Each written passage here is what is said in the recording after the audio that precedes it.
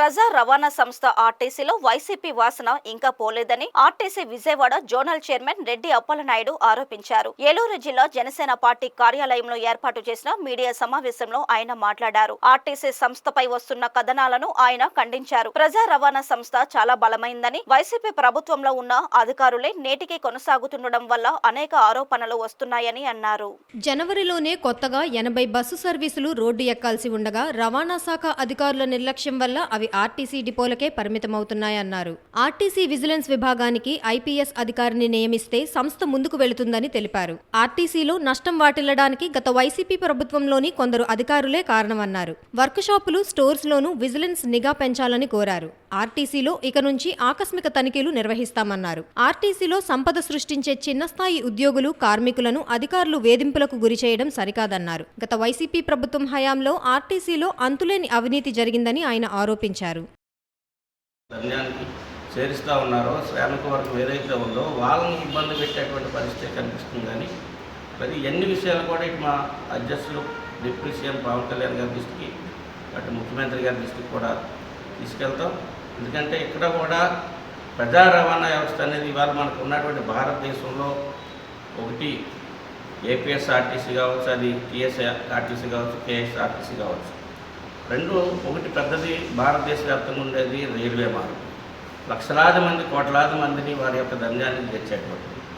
మరి ఇట్లాంటి సంస్థల్ని కాపాడుకోవాల్సినటువంటి అవసరం ప్రజాప్రతినిధులుగా ఆ బాధ్యతల్లో ఉన్నటువంటి మాకు ప్రధానంగా ఉంది. ప్రజలు కూడా దాన్ని ప్రశ్నించేటువంటి హక్కు ప్రజలకి, మరి మీడియా మిత్రులకి అందరికి కూడా ఇట్లాంటి విషయాల మీద స్పందించి ఆ విషయాల్ని అధికారులు, ప్రభుత్వం దృష్టికి తీసుకొచ్చి ప్రజల సమస్యలు పరిష్కారం చేయాల్సినటువంటి బాధ్యత మరి మీడియా జర్నలిస్టుల మీద కూడా ఉందని, దాంతో ఈ రోజున ప్రతిరోజు ఏదో కథనం వస్తూ ఉంది, దీని మీద ఒక ఎవరిని ఇవ్వాలి అన్నటువంటి దీంతో ఈరోజు ప్రెస్ మీట్ పెడతాం జరిగింది. ఈ నెలాఖరులోపు అన్ని వర్క్షాప్స్ కానీ, డిస్పెన్సర్లు కానీ ఇవన్నీ కూడా ఇన్స్పెక్షన్ చేసి అక్కడ ఉన్నటువంటి విషయాలు కానీ, ఈ రోజున మూజివీడులో 2 బస్సులు బస్సులు డిపోకే పరిమితమైనవి, విద్యార్థులపురం డిపోలో అక్కడ బస్సులు ఆ లోన ఇక్కడే పరిమితమైనవి. అట్లాగే వివిధ ప్రాంతాల్లో ఉన్నటువంటి బస్సులన్నీ కూడా దాదాపు 45 లక్షల రూపాయల బస్సు 3 నెలలు 4 నెలలుగా డిపోకే పరిమితం అయితే అది ఎంత నష్టం వస్తుంది? మరి రవాణా ప్రజలకి సకాలంలో సౌకర్యం కల్పించలేకపోతా ఉన్నాం. కొన్ని బస్సులు ఎక్కడికక్కడ ఆగిపోయే పరిస్థితి ఉంది. ఇవాళ ఆర్టీసీలో ఎలక్ట్రానిక్ బస్సులు కూడా 750 బస్సులు కొత్తగా వస్తూ ఉన్నాయి. ఎందుకంటే ఇవన్నీ సమకూరిన తర్వాత ప్రభుత్వం కూడా మరి మహిళలకు ఉచిత బస్సు సౌకర్యాన్ని కల్పించాలన్నటువంటి ఆలోచనతో చంద్రబాబు నాయుడు గారు, పవన్ కళ్యాణ్ గారు 2 సంకల్పంతో ఉన్నారు. ఇవన్నీ విషయాలను కూడా మీడియా ద్వారా ఇప్పటికైనా పాత ప్రభుత్వంలో ఉన్నటువంటి వాసనని అధికారులు కొంతమంది విడనాడి, ఏదైతే కూటమి ప్రభుత్వం ప్రజలకి, ఇటు రాష్ట్ర అభివృద్ధికి ఏ రకంగా అయితే కృషి చేస్తుందో వాళ్ళు కూడా వాళ్ళ యొక్క మైండ్ సెట్ మార్చుకొని రావాలని చెప్పేసి మీడియా ద్వారా వాళ్ళందరికీ విజ్ఞప్తి చేస్తూ ఉన్నాం. అది కాని పక్షంలో వారికి తప్పనిసరిగా ఆ రీతిలోనే సరైనటువంటి సమాధానం, సరైనటువంటి పనిష్మెంట్లు ఉంటాయని కూడా మీడియా ద్వారా తెలియజేస్తాం. ఇంకొక 2000 బస్సులు అంటే దాదాపు 1500 బస్సులు ఎలక్ట్రానిక్ బస్సులు ఇచ్చారు. 2000 బస్సులు ఎలక్ట్రానిక్ బస్సులు ఇచ్చారు. ఇప్పుడు 750 బస్సులు ఆల్రెడీ రన్నింగ్లో ఉన్న వస్తాయి అది తొందరలోనే. ఇవన్నీ వచ్చిన తర్వాత అదేవిధంగా 7000 మంది సిబ్బంది కావాలని కూడా ప్రభుత్వానికి ఆర్టీసీ నుంచి నివేదిక పంపించడం జరిగింది. అంటే డ్రైవర్స్ కావచ్చు, కండక్టర్స్ కావచ్చు, దాంట్లో ఉన్నటువంటి మెకానిక్లు కావచ్చు, ఫిట్టర్స్ కావచ్చు, దానికి కావాల్సినటువంటి సామర్థ్యం గురించి దాదాపు 7200 మంది రిక్రూట్మెంట్ కావాలని ప్రభుత్వానికి నివేదిక ఇవ్వడం జరిగింది.